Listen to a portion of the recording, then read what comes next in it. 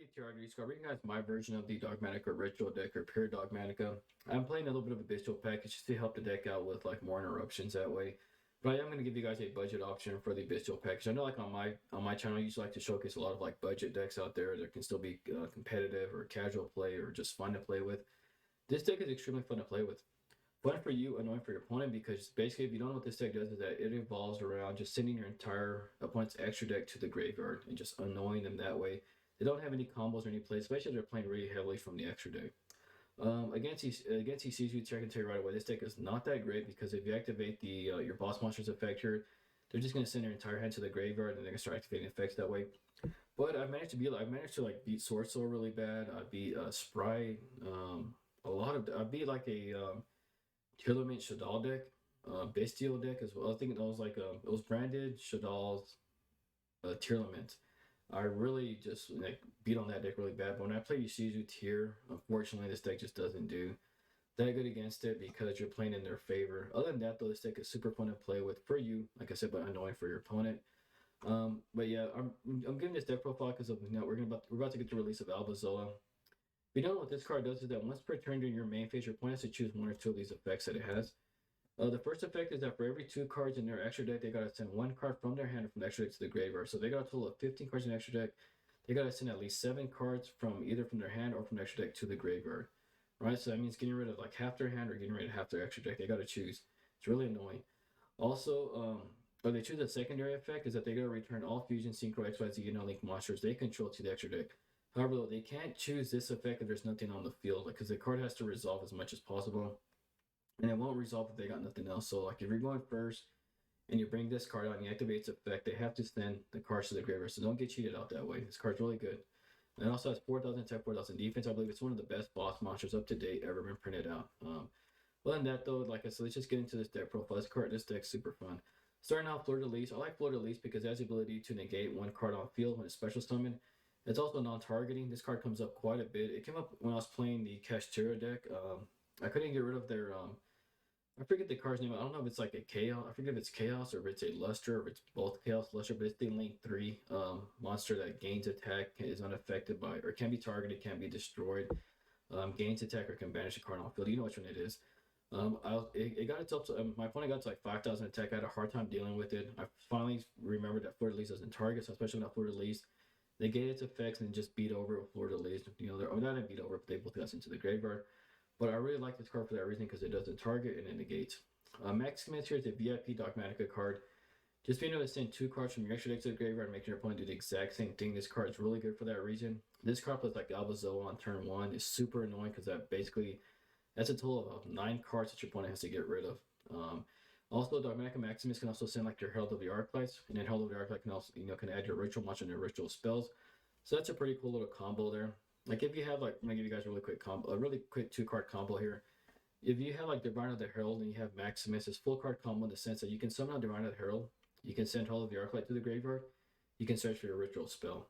You can then link off Herald for Amaraj for Gardna, and then you can use Maximus effect to banish Amaraj from the graveyard, and then activate Maximus effect to send 2 cards from extra to the graveyard. Your opponent to do the same thing. If you send a Herald and you set Titanic Clad, you can search for the ritual spell the ritual monster that you need, and then you can use your ritual spell to ritual summon it out. And then during the end phase, Titanic Clad can summon out Ecclesia. Ecclesia can then search out Maximus, allowing you for another interruption. That's a really cool 2 card combo there that you can use. So Maximus is a really good card. I want to bump it up to 3, but right now it's just 2. But 3 is honestly really good as well. It's not a break or anything like that. Ecclesia, playing it as a 3-up because it's just a really good card. You can special summon it out if there's a monster from the extra deck on field. And it just allows you to search for any Dogmatika card. 2 Albazoas because this card's a beast. 4,000 defense, 4,000 in attack, and just annoys the crap out of your opponent. White Knight of Dogmatika, this card's really good. I'm just playing it because I wanted it to fulfill like all the ritual cards there. But if your opponent activates a card or effect, you can send 1 monster from your extra deck to the graveyard. And then if you do, you can send 1 of your opponent's extra deck monsters to the graveyard. So it's really cool. Then it's going to gain attack equal to half of those monsters that were sent to the graveyard. So right away it can get really beefy. The attack it gains those only till the end of the turn though, but it still has the ability just to annoy your opponent anyways. By sending cards to the graveyard.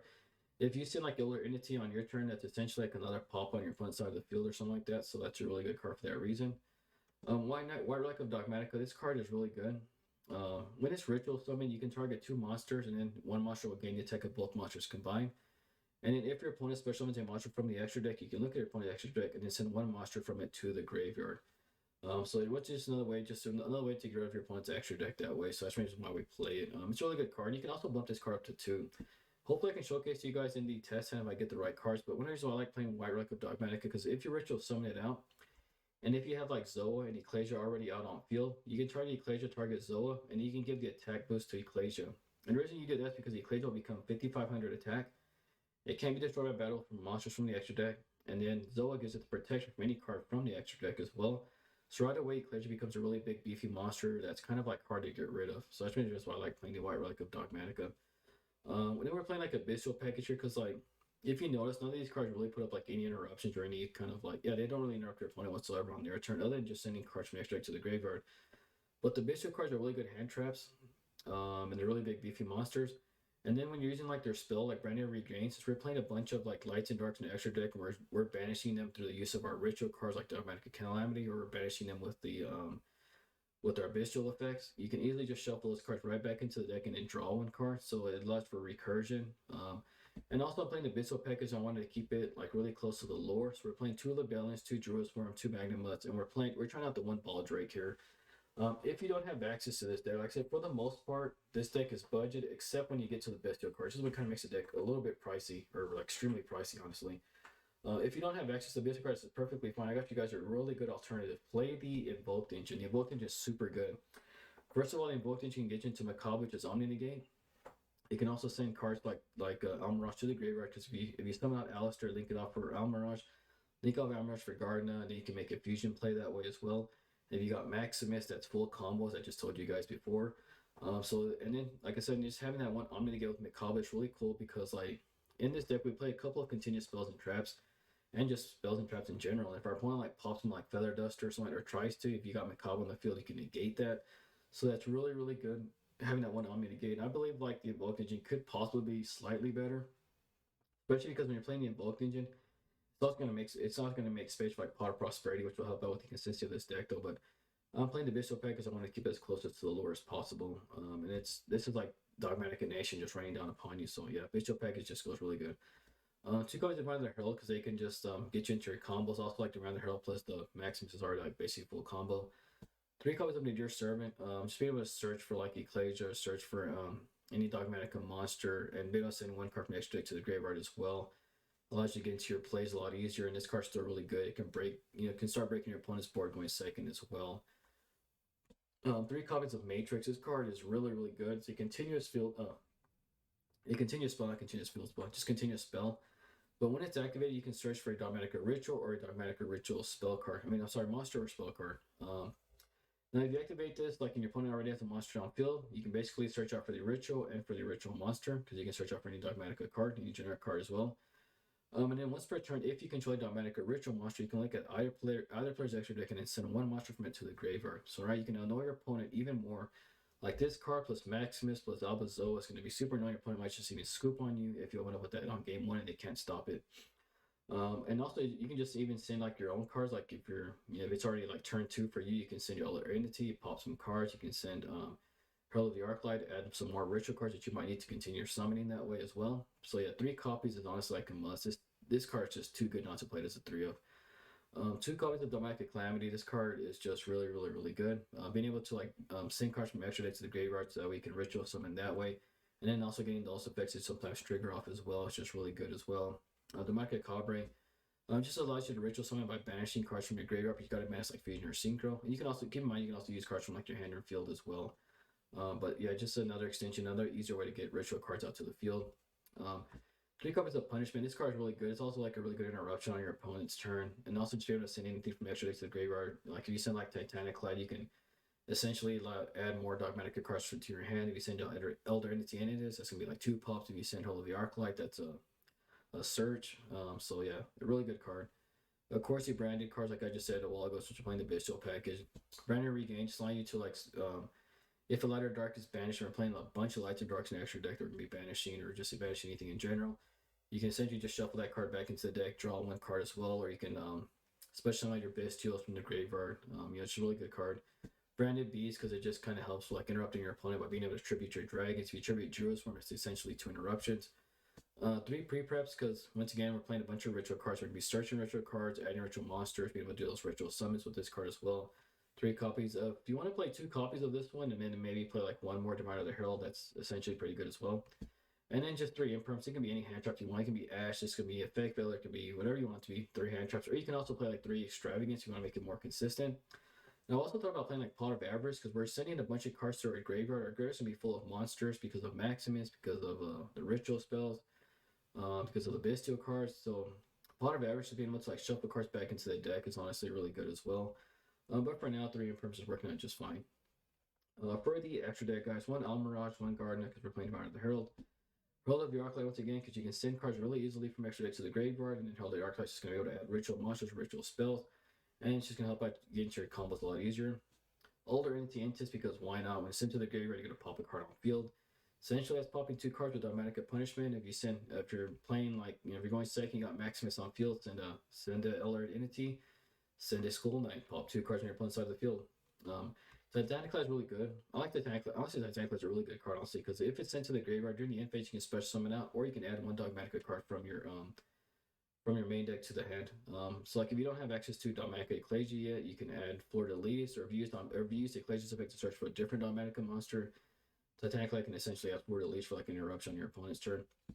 We're trying out 2 of the Dust Dragons. I don't even know how to pronounce the first word of it, so I'm not even going to say it, but the only reason we're playing this card is because it has a graveyard effect where if your opponent activates a monster effect, except during the damage step, or I'm sorry, if a monster, especially by your opponent's activated monster effect, you can banish this card from your field or graveyard, and you can special summon 1 Dogmatika monster from your deck. So just give us the ability to cheat out cards to start the field is the reason why we're playing, and that's it. Just a 2 of is perfectly fine.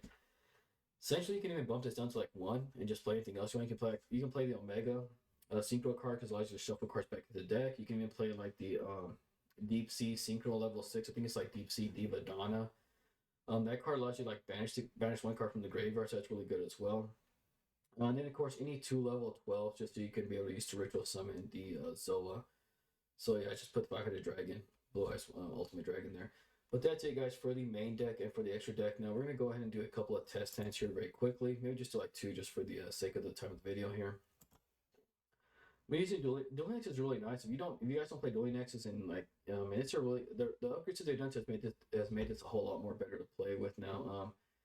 So yeah, we're using Dueling Nexus here because we can do test hands now. This is a pretty decent hand here. So once again, summon out Herald. Herald's going to go ahead and send the Herald of the Arclight. So we can go ahead and add the.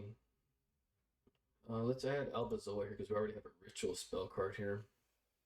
Now at this point, we can go ahead and just link off here. If you had like Dogmatika Maximus, this would have been a little bit better hand here. So no, we won't be able to activate this. Okay, I set the wrong card. I meant to activate this card here. I just misclicked there. So we're gonna go and summon out Zoa. And now, since we're testing here, our opponent does not have an extra deck here, so we can't really activate the effect up. But don't get cheated out, guys. You actually can. So you can go ahead and activate Zoa's effect here. And your opponent's gonna be if your opponent has 15 cards in extra deck, they're gonna have to send at least 7 cards from their hand or from their extra deck to the graveyard. And then we can still summon out the bestial card here because we have a Diviner of the Herald in the graveyard. Go ahead and banish your Diviner of the Herald because want to leave that level 4 Herald in there because if we have to like ritual summon later on, it'd be a really good card there. And then now during the end phase, we can go ahead and search for Druid Swarm here. Yeah, just search for Druid Swarm. It's a little bit better card there. You can special not Druid Swarm as well because we do have some. We do have some darks and lights there as well. So you can always. Fortunately, let me do it during my end phase, which you should be able to. But yeah, whatever. So you can special not Druid Swarm here. And then when you activate the trap, of course, you could, you can destroy one of your opponent's cards by sending this card to the graveyard, and then when Druid Swarm sends the graveyard, you can pop another card. So that's 2 interruptions there. And then once again, on if this card survives your opponent's turn, you can easily send 7 more cards to the graveyard. But let's do one more test, and it wasn't really the best one, but it was still pretty decent there. So yeah, this is a little bit kind of the same hand here. So summon out Herald. We're going to do some links here. I'm going to send Herald of the Arclight. I'm just going to search for Albazoa once again. It's just the card you want to go for. It's just the boss monster of the deck. I'll do a special link some in here. You guys know the drill here. This is like really. All right, now we can activate Dogmatika Cabre here. I'm sorry, Dogmatika Matrix. I'm gonna search for a ritual spell. So I'm gonna search for a Dogmatika Calamity. We're going first like this. Go and activate the ability here.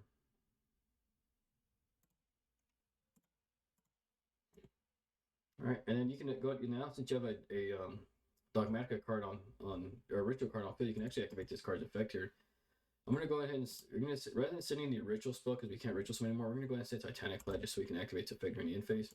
Now we can activate the bestial card. The Libellion here. Gonna go ahead and search for let's see a Baldrake here. And now search some of that Magnemite here by banishing. Go to banish your Divine of the Herald once again. You leave your level 4s level 8 in the graveyard that we can ritual summon with the other ritual spell card. Activate Magma so we can add a card to the end phase. Special Rebellion here. Activate the Balance effect. Actually going to set the trap here, or you can also set the you want to set this card as well, just so you can draw some more cards. But yeah, the trap is a little bit better. I'm not set it. You can just set it from there. You can set it face up from your deck to the field. You can also activate Baldrake here for like another interruption. So we're gonna go ahead and banish. Let's banish the blue eyes here. All right, so now we're gonna have a couple of interruptions. So like during the end phase, now we're gonna be able to activate 2 effects. We can activate Titanic Clad. And especially some of that Ecclesia here. Ecclesia can search for Fleur de Lis. Or you can also search for like Maximus if you want to. And then we can now search for the Druid Worm. Alright.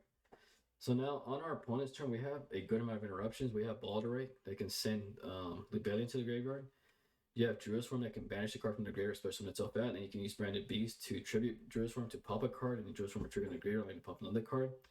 And then you have the ability for Fleur de Lis to special himself out to negate 1 card on field. So this was a little bit of a better hand as well. So I can bring out Fleur de Lis right here, right? So yeah, pretty good hand here. And that's been it, guys, for this video here. Hope you guys have enjoyed it. We're gonna go back to the deck profile so you guys can see it one more time. And that's it, guys. Hope you guys have enjoyed this video. If you have, make sure you hit that smash the like button down below for me. Also, guys, comment down below. Like I said, I'm just barely not figuring this deck out. If there are better options out there for me to play or play better cards, let me know down below. Just comment down below as well. Or maybe I can play like better combos, stuff like that. Let me all know. I'll read it all, guys. Don't worry about it. And if you haven't, guys, please subscribe to my channel. It's just a super easy way to support me as a content creator, support the channel as a whole as well. And if you subscribe today, guys, I guarantee you'll always draw the out. But anyways, thank you guys for watching. If you're still here and you're watching this video, I appreciate it. You're awesome. You know, that's great. And yeah, enjoy the rest of your day, guys, and we'll catch you on the next one.